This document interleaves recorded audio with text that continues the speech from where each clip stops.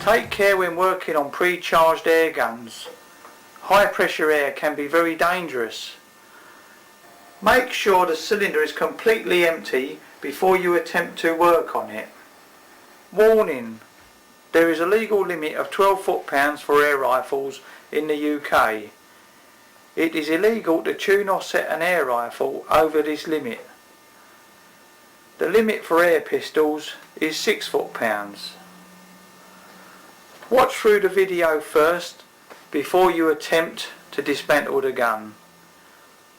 If you feel it is too hard for you, then let a competent gunsmith do it for you.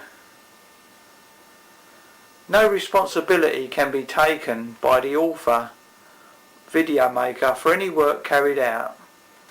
Needless to say that any work carried out by individuals will void any current guarantee.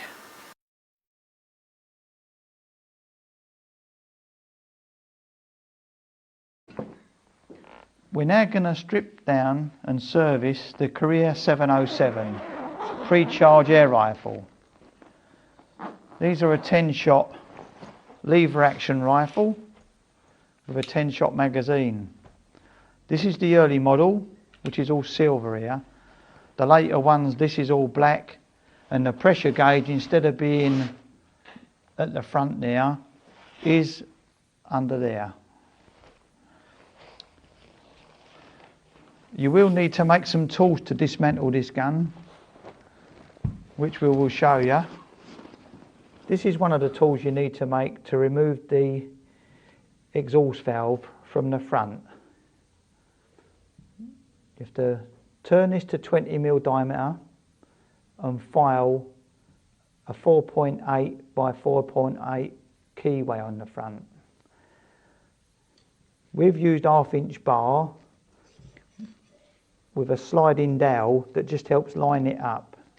This will then do the carbine as well as the rifle version, and you need a T-bar through the end.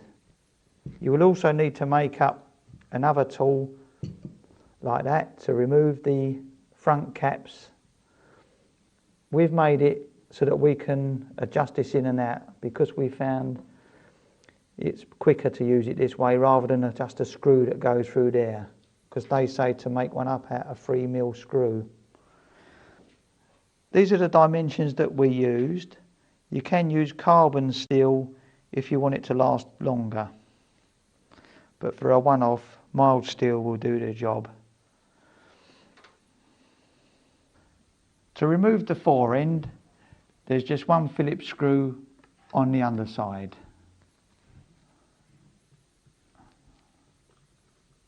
Just unscrew that.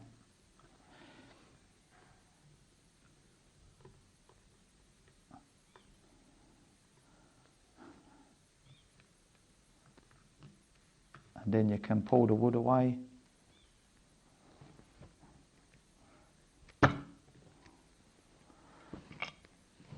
Like that. That screw would go through into that piece there. We now remove the butt. You have to pull this bung out first, like that. And then with the tool that you've made, here is the tool we've made, place it up the end, use the guide. When you can feel it drop in the slot, like that, just unscrew it.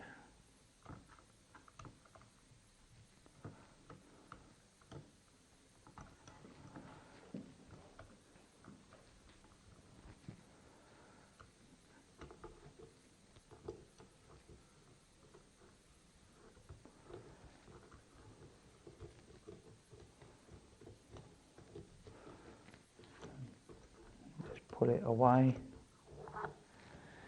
and then you'll see that inside there is the nut and the washer. That would have come off it from that way round.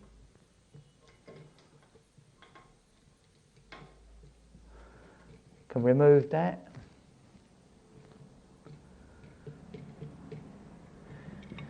If you wish, makes it a bit shorter to work on.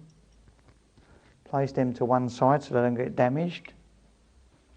To remove this part here, first remove the magazine. I'm pulling it back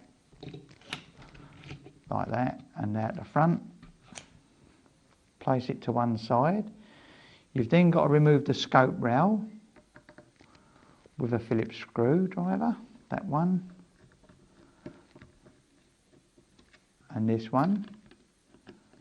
Take a note of which way round they go because one is longer than the other.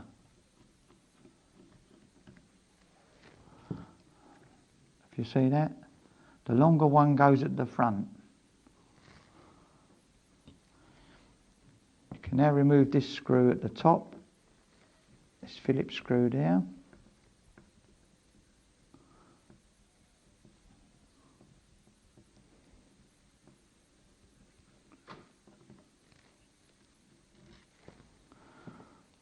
That is quite a long screw.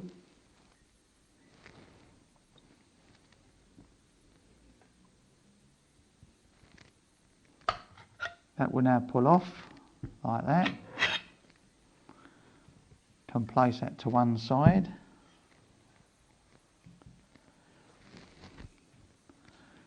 Here you can see how the mechanism works when you move it. And on that side you can see the actual lever.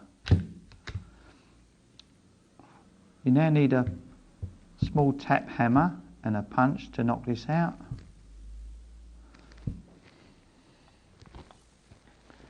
Could place it on a piece of wood.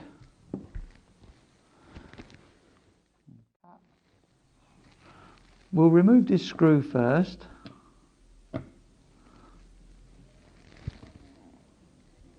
Like that. This is an odd shaped screw which should be easy to remember where that goes. We now placed a piece of wood underneath. Hold that. And then we'll tap that out.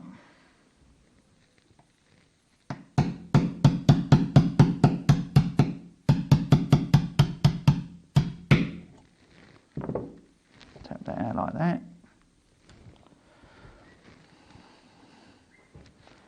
Need a longer punch.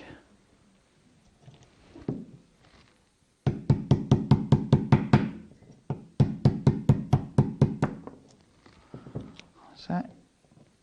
Place that to one side.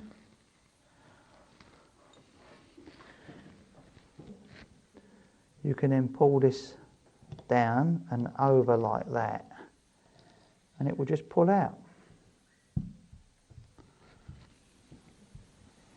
An earlier model we looked at had a screw in there and the other side, but this one hasn't got them.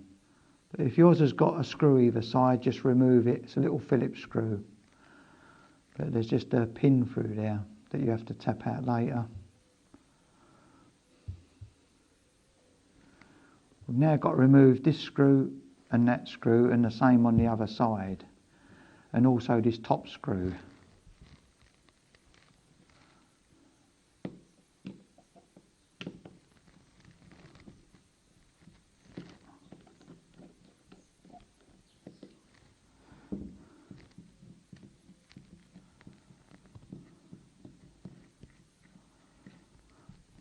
That screw goes in the top. And this plate will just lift out like that. Can now remove this on that side.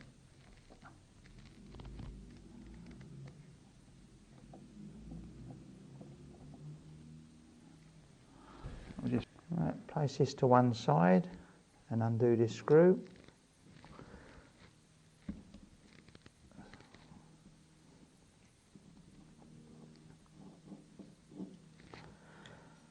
And the same on the other side.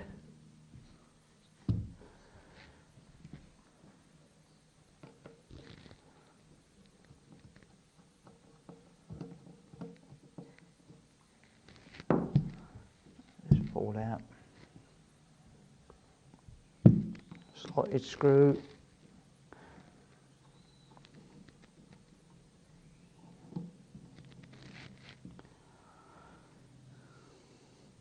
The trigger unit just slides back and out that way like that. Place that to one side.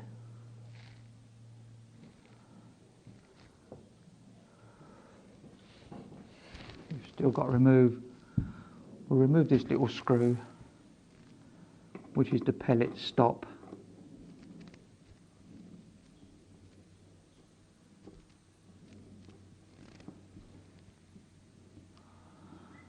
Pick that up, place that to one side there.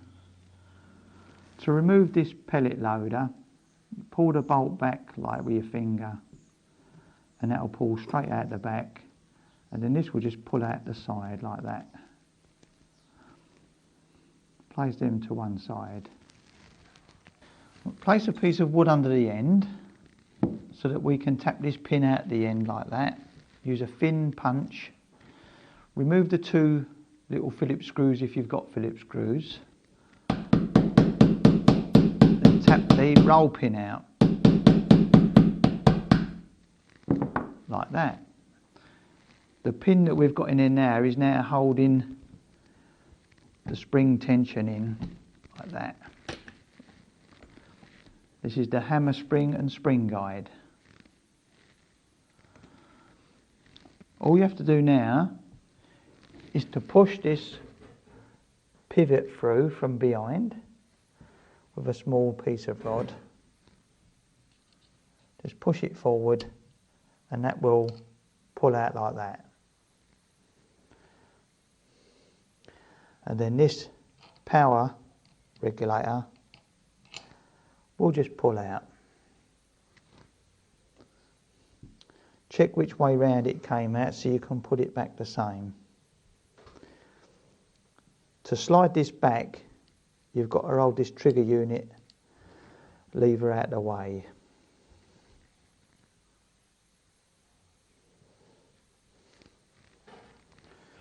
Right, so you need some hardwood just to tap this back, like that. This one's fairly free, so we just pushed it back. Watch you don't lose the spring in there that holds the trigger sear. Just keep it together like that. Then place that to one side. You've then got access to the barrel and the transfer port. The hammer is still in there, which we'll slide back like that. This is the hammer.